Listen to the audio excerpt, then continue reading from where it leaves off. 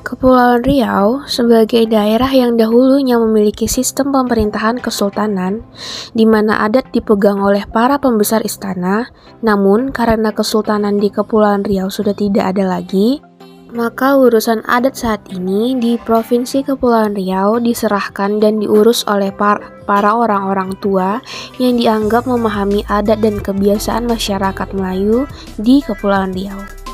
Pihak pemerintah juga menempatkan lembaga adat Melayu sebagai mitra di dalam melaksanakan pembangunan di Kepulauan Riau umumnya, dan kabupaten atau kota di Kepulauan Riau khususnya.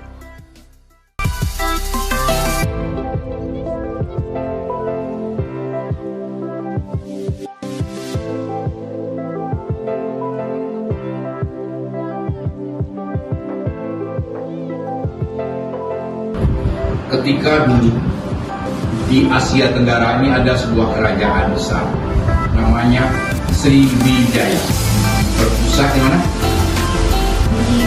Kita pahami di Palembang. Sebelum di Palembang banyak di mana-mana, tapi kita ambil di Palembang. Akhirnya kerajaan Sriwijaya yang jaya dari abad ke-7 sampai abad ke-12, 27, 4, 9, 10. Masuk di abad ke-6 abad jayanya. Sahabat itu 100 tahun, berarti ke-6 abad lebih kurang 16 tahun. Itulah Sriwijaya itu jaya, dan itu Melayu. Tidak di Palembang saja, itu perang terakhir. Pernah di Batanghari, yang pernah di Kampar, pernah di mana-mana. Tapi akhirnya datang kerajaan dari Chola ya, kerajaan Chola.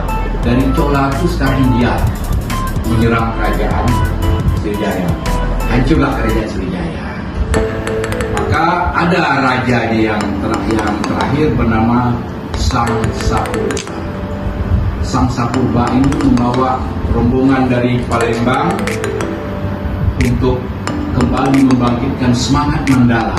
Semangat Mandala itu semangat persatuan di bawah kerajaan Sriwijaya yang sudah runtuh tadi. Mereka pun sampai terjadi lagi perpindahan seperti itu dengan alasan yang hampir sama, perang saudara, paceklik, kemarau, kelaparan dan lain sebagainya. Karena orang apabila ingin merubah nasib harus pindah juga ke daerah kita ini. Mereka ini disebut Ningtro Melayu. Ning itu baru, Melayu baru. Melayu baru itu bersebar juga di Nusantara. Yaitu akhirnya menjadilah kita.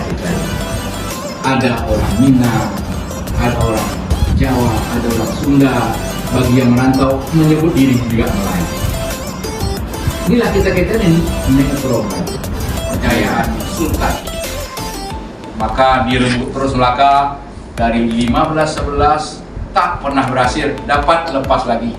1526 Andrews dari Malaka, orang Portugis menyerang Kota Kara, dibumi hanuskanlah Kota Kara.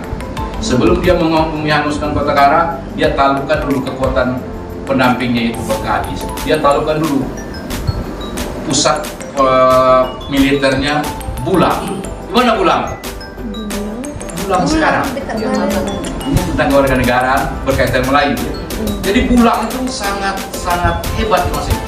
Dia pusat pemerintahan, dia pusat tentara yang dianggap oleh Portugis. Kalau sebelum kita menghancurkan Kota Kara, kita harus hancurkan dulu basis militernya, yaitu Bengkalis dan Gurindam 12 adalah suatu karya sastra yang dibuat oleh Raja Ali Haji, seorang sastrawan dari Kepulauan Riau. Karya sastra ini berbahasa Melayu kuno dengan ciri khas banyaknya istilah tasawuf. Karya ini terdiri dari 12 pasal dan dikategorikan sebagai Syi al-Irsyadi atau puisi didaktik karena berisikan nasihat atau petunjuk hidup, antara lain tentang ibadah, kewajiban raja. Rakna untuk di dalam ruangan. Dia ada dua dalam ruangan. Jadi setelah mempelai itu ijab kabul, kedua mempelai itu duduk. Dibolehkan duduk berdua. Sebelum itu nggak boleh. Pengantin Setelah ijab disatukan kabul baru boleh. Dudukan. setelah sah menikahkan. Bersanding.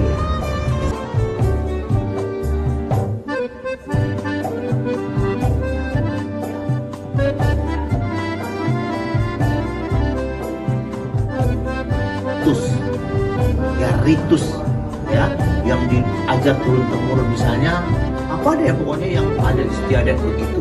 Nah, itu ritus. Kemudian bahasa, jangan lupa bahasa itu budaya. Nah, banyak bahasa yang sudah hilang. Kono coroko. Kalau kita Arab Melayu itu kita punya Arab Melayu udah mulai ya. Nah, itu jangan hilang. Nah, bahasa. Kemudian tradisi lisan. Apa contoh tradisi lisan? Bisa berpantun, gurindam. Nah, itu tradisi lisan. Itu juga budaya. Kemudian apa lagi budaya? Olahraga tradisional. Main congkak pernah? Itu. Pernah main kaki bajang? Pernah apa lagi macam gasing? Itu termasuk budaya. Apalagi nih Pak, budaya yang 10, baru berapa tuh? 7 ya? Di Pelamin sendiri terdapat ulas atau tangga bermotif kertas, perada atau kuning. Warna ulas sendiri berwarna hijau dan motifnya berwarna keemasan dan kainnya berwarna merah. Pada ulas yang menyentuh lantai tidak diberikan motif, hanya kain saja disebut gerai. Lembaga Adat Melayu adalah sebuah lembaga adat daerah yang diprakarsai oleh tokoh-tokoh Melayu dari berbagai latar dan profesi. Bantal, dibilang bantal, kota. Ada kota-kota dia ada tempat simpan barang sebenarnya, tempat simpan. Ada benda lah. Ini ada bantal, bilang. Ini hanya diadakan pas acara nikah. Cara adat ya. Nanti Berinai. berinai gadang. Kalau orang Jawa ada namanya berinai gadang nak. Nah itu bekonya lalu risiko dibaca. Ya nanti beko dibaca beko nyanyi berinai itu kan sebelum berinai gadang hanya lalu situ dunia tabu-tabuan. Nah Itu ada nama-nama tuh bantalnya, bantal yang bulat ini, bantal itu cuma bapak tak apa. Bantal yang hafal tuh Padian, Pak. ya karena mereka yang buat. Kalau bapak ini sudah milenial soalnya. Karena ya, yang alam lain. Boleh tuh sana foto-foto. Sini boleh saya.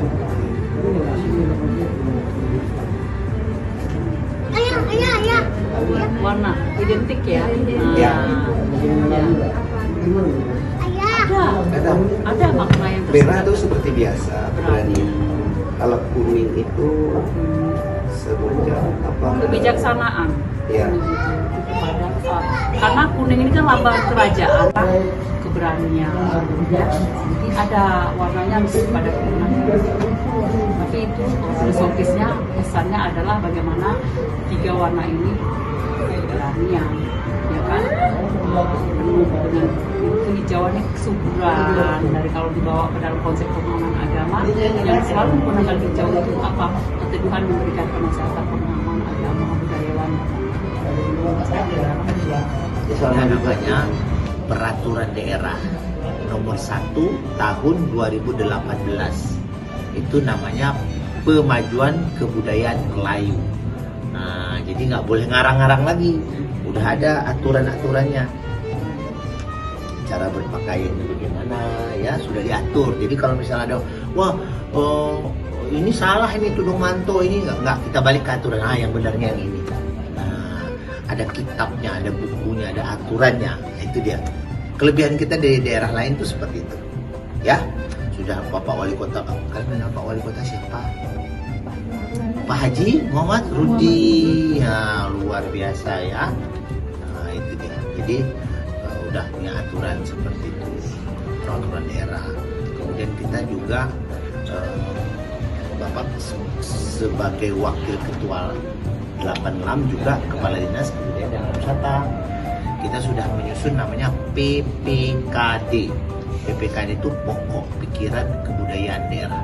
Jadi kalau adik-adik bercerita budaya bingung kan? Setahu adik saya tanya satu aja, budaya itu apa? Ya nggak apa-apa, salah nggak apa-apa. Pasti benar. Budaya itu apa? Kebiasaan apa? Nah, itu tadi beberapa penjelasan mengenai Lembaga Adat Melayu.